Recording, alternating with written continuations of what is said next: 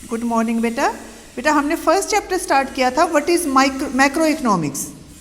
ठीक है, इसी चैप्टर को आज हम कंटिन्यू करते हैं। इसमें जो नेक्स्ट टॉपिक है वो है 4 major sectors of macroeconomics, कि मैक्रो इकोनॉमिक्स के 4 कौन कौन से मेजर सेक्टर्स होते हैं। इसमें है 4 major sector: producer sector, household sector, government sector और rest of the world sector.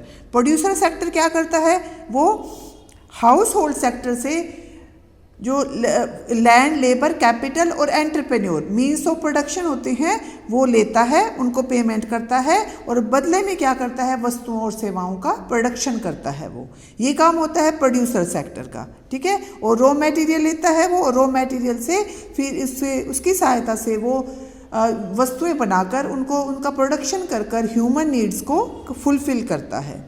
Second है house hold sector. Household sector क्या होता है, जितने भी हमारे जो मीन्स ऑफ प्रोडक्शन है वो हमें कहाँ से मिलते हैं, हाउस होल्ड सेक्टर से।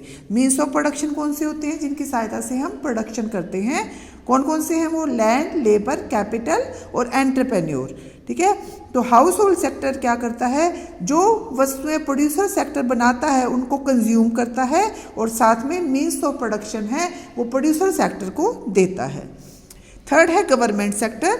गवर्नमेंट सेक्टर क्या करता है, government sector receive income from house hold.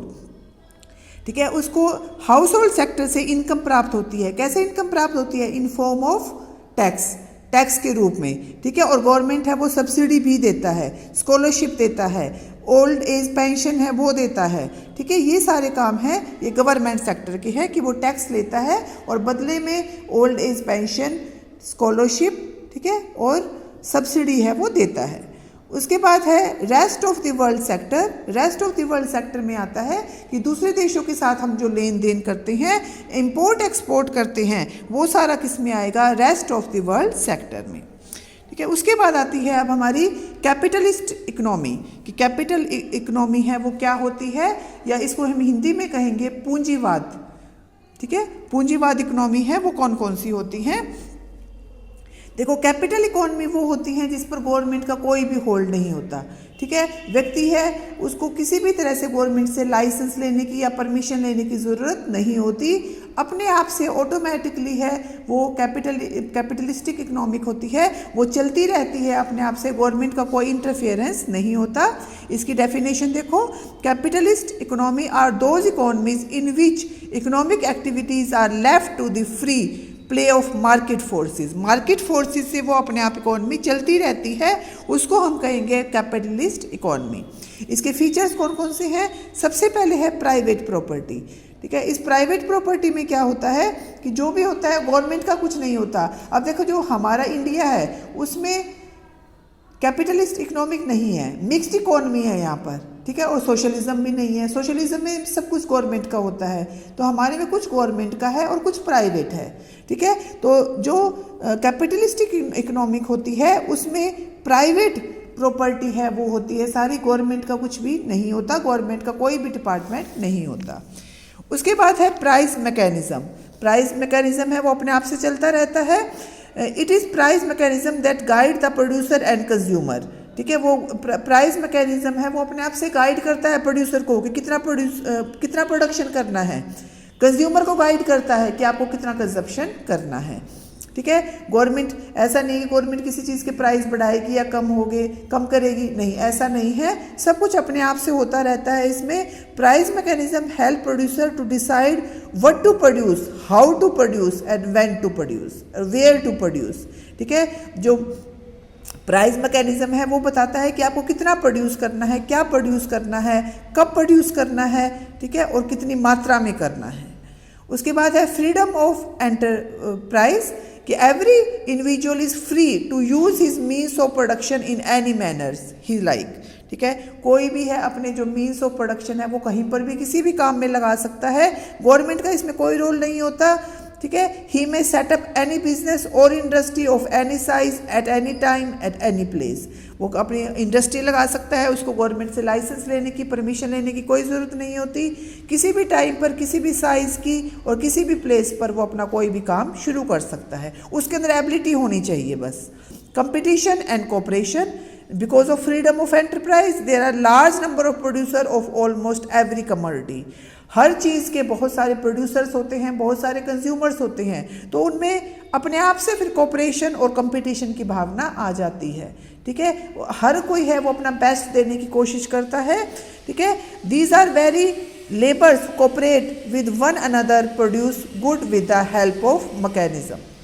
उसके बाद है प्रॉफिट मोटिव। जो इसमें मेन मोटिव होता है वो होता है लाभ कमाना। देखो, जहाँ पर सोशलिज्म होता है या मिक्स्ड इकोनॉमी है, जहाँ पर गवर्नमेंट का इंटरफेयर होगा, वहाँ पर क्या होगा, गवर्नमेंट ये सोचेगी लोगों का कल्याण हो। वेलफेयर एक जो वर्ड यूज़ होता है, इसमें वेलफेयर करना होता है। लेकिन कैपिटलिस्ट इकोनॉमी में क्या होता है, प्रॉफिट, मेन ऑब्जेक्टिव क्या होता है, प्रॉफिट कमाना। फिर है सोवर्जिनिटी ऑफ कंज्यूमर। सारी जो उपभोक्ता है उसकी प्रभुसत्ता होती है, वो किसी भी तरह से कर सकता है, कुछ भी चेंजेस है वो कर सकता है, गवर्नमेंट का कोई रोल नहीं होता। Under capitalism consumer is सोवर्जन, the entire production structure is based on the demand of consumer. ठीक है, हर चीज़ है वो कंज्यूमर की डिमांड पर बेस्ड होती है, वो कितना भी प्रोडक्शन कर सकता है, कितना भी कंज्यूम कर सकता है। उसके बाद है labour as a commodity. Labour है वो एज ए कमोडिटी यूज़ की जाती है। Labour is also bought and sold in the labour market. खरीदा बेचा जाता है श्रम को। ठीक है ना, कि कितने श्रमिकों की ज़रूरत है, उस हिसाब से जितनी डिमांड होती है उस हिसाब से अपने आप से सप्लाई है वो हो जाती है।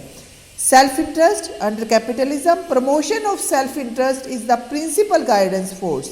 सेल्फ इंटरेस्ट मतलब कि desire of labour and trade to get maximum monetary income.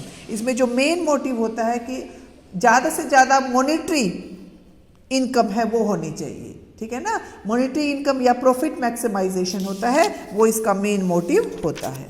अब है इसके मेरिट्स और डीमेरिट्स कौन कौन से हैं। सबसे पहले rich variety of goods and services, कि इसमें एक ही चीज़ के बहुत सारे आपको उसके बहुत सारे सब्स्टिट्यूट मिल जाएंगे मार्केट में, अलग अलग तरह के। प्रॉपर यूज़ ऑफ रिसोर्सेज का पूरा यूज़ होता है। इंड्यूसमेंट टू वर्क, हर कोई है वो प्रॉफिट कमाना चाहता है, तो अपने काम के प्रति समर्पित होता है कि मुझे ज़्यादा काम करके ज़्यादा प्रॉफिट कमाना है। एफिशिएंट प्रोडक्शन, कि प्रोडक्शन है वो कम नहीं पड़ता, प्रोडक्शन है वो ज़्यादा ही होता है, कुछ ना कुछ कम नहीं होता। और उसके बाद है फ्लेक्सिबिलिटी होती है इसमें। फ्लेक्सिबिलिटी सिस्टम में it can just itself according to the circumstances. तो फ्लेक्सिबिलिटी होती है, प्रोडक्शन में कम या ज़्यादा हो सकती है। उसके बाद है डीमेरिट्स। डीमेरिट्स क्या हो गए, सबसे पहले अनइक्वल डिस्ट्रीब्यूशन ऑफ वेल्थ हो जाता है। इसमें क्या होता है, गवर्नमेंट का तो इंटरफेरेंस होता नहीं है, तो इसकी सबसे बड़ी डीमेरिट क्या है कि इसमें जो वेल्थ है या जो पैसा है वो ज़्यादा पैसे वाले ज़्यादा अमीर हो जाते हैं और अमीर ज़्यादा अमीर हो जाता है, गरीब है वो ज़्यादा गरीब हो जाता है।